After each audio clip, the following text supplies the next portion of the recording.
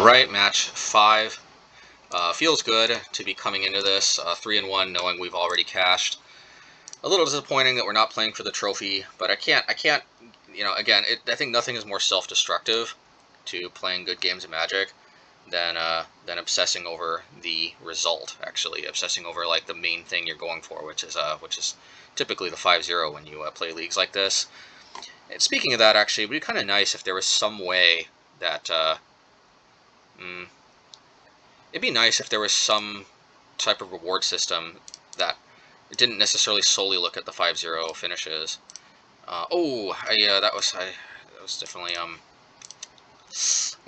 but there's still, actually, believe it or not, there's some merit to playing the Swift Spear over the Blister Cobra, but I definitely would have liked to lead on that. And actually, this is Belcher, so actually I might, no, it looks like I'm literally not punished at all because it's the same exact amount of damage output. But anyway, what I was just saying is, like, yeah, because, like, the thing about the 5-0 is that, like, if you start off the game like I did, dropping the first match, it can be kind of discouraging. But, you know, actually, sometimes you do better, though, when the pressure, you could say, of getting the 5-0 is kind of off. Oops, all spells. Well, we get to see the approach to this matchup, but this is definitely not an interesting game one, I tell you what. Let's see what the opponent's working with. Well, I think we already. So I don't need to look because everything's in the revealed zone anyway. We can just let them do their thing while we look at what they got. Yeah, pretty standard stuff. Vengevine, you know, Undercity Informer, Talisman of whatever, Sword of the Meek. So the idea is they get back all these Narcomoebas, Sword of the Meeks. They sacrifice the Sword of the Meeks to their Salvage Titan. They get the Salvage Titan since they already played the one creature, the Spy. They can the Salvage Titan will trigger the it'll be the second creature and trigger the Vengevines. They also Creeping Shield me 3 times. They've got a bunch of Vengevines. However, I do have blockers for them. I'm not going to win, but actually, it's kind of important to still try to play for the win if you can. So obviously, this is 8 and 8 is 16. Obviously, I have to block 2, and there's basically no way I win this because I am going down to 3, and I have to both produce. I mean, a Seasoned Pyromancer might help, but the thing is, I've also got a Nexus of Fate, which I'm not even sure that really does anything, but yeah, so there's just no way, I don't think, here, because I can play another blocker, I can kill one of these Vengevines, but then, or the Salvage Titan itself, but, you know, they've got way more. Let's see, I can block 2, kill the Salvage Titan, take 8, take 8, 9, 10, 11, 12, I'm at 3, okay, you know, math was not the thing that I specialized in the most, but I think I'm dead.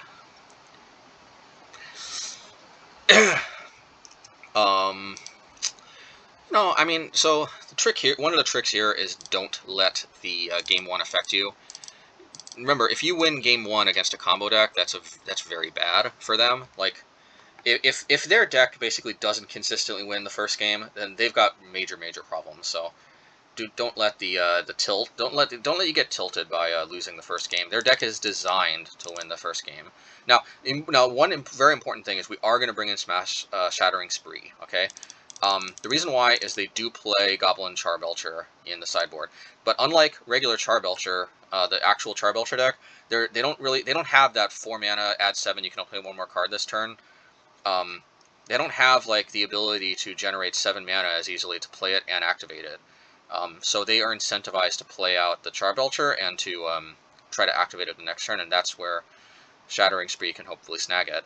This is very important because we're gonna do the Dredge strategy of mulliganing to Relic. Thankfully, I don't think they can usually win before turn 3. Typically, very important because we can't crack Relic till turn 2 sometimes. So we are gonna take out Flame Slash because Flame Slash is won't really have targets usually until we lost the game anyway.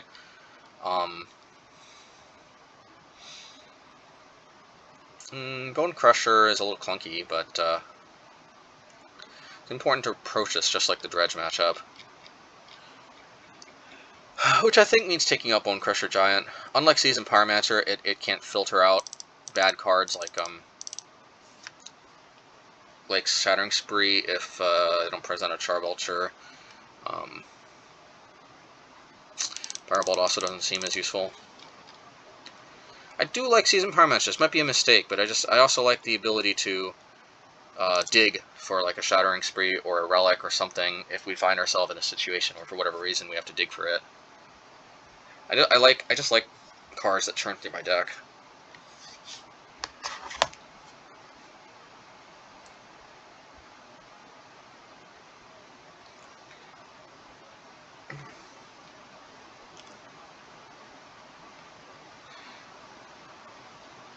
All right.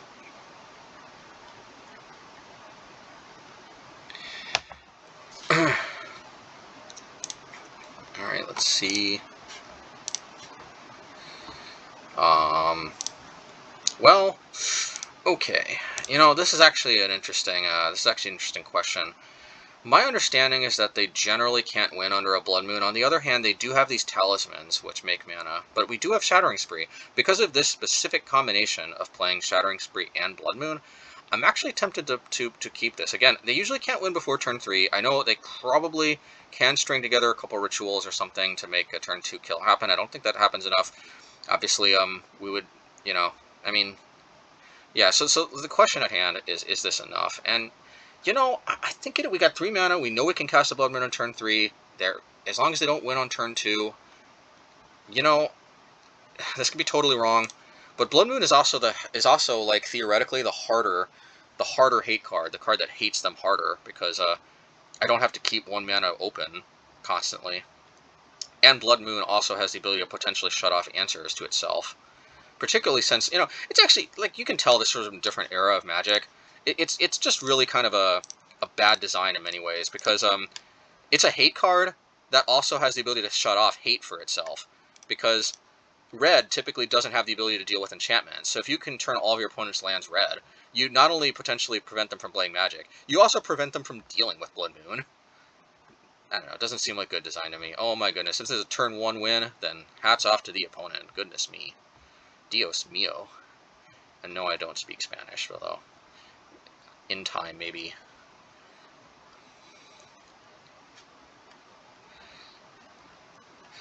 Okay, I don't know. I got a bad feeling about this. I got a feeling that they might be sandbagging the turn 2. Ooh, that would suck. Why would they shock themselves in? I mean, I have to imagine they miscalculated and they've got the turn 2 win, but not the turn 1. Still, I must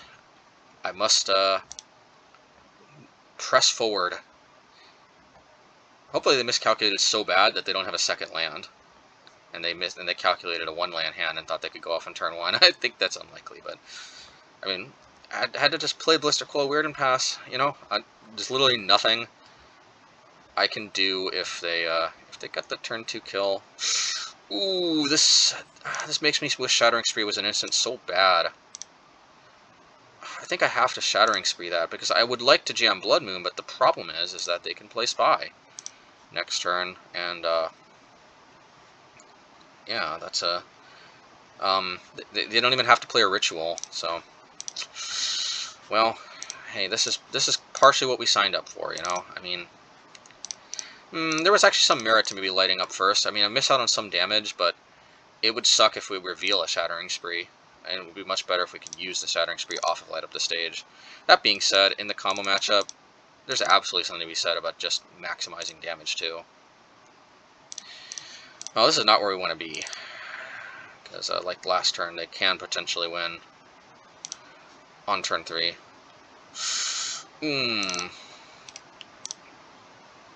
Is this lethal next turn? I don't know. No, I have a feeling. Simian Spirit Guide.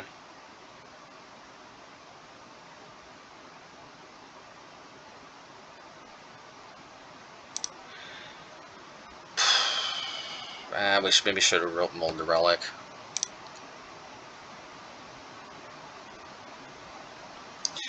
That was tempting, though, but I think they had to sequence like exactly that way though. Although when you think about it, they played the Talisman on turn 2. That's not exactly, it's not exactly odd sequencing at all, or anything that we shouldn't expect.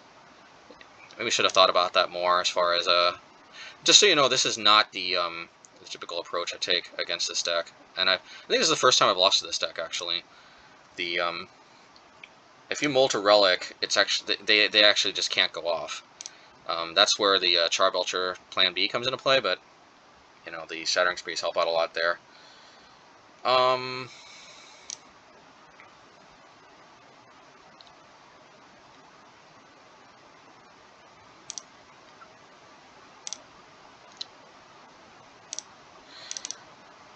Same spot as last time, but I have one less blocker.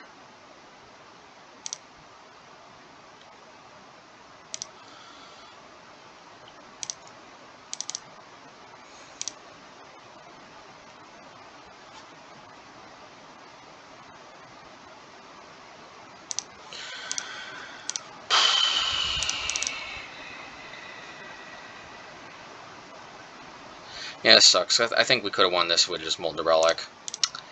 It seemed like a not completely unreasonable strategy, but hey, what can you do? Now the game is just whether or not. And believe it or not, I think we survive at 1 life, which totally means we're gonna win now.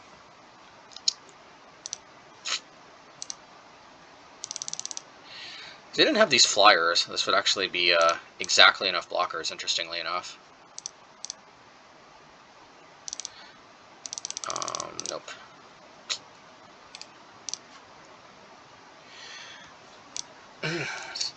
Alright.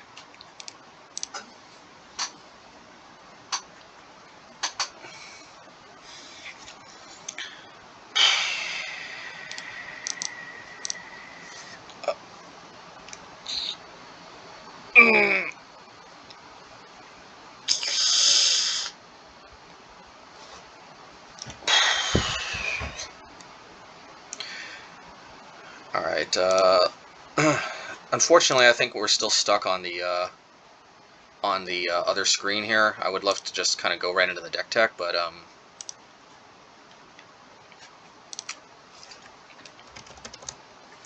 me see actually.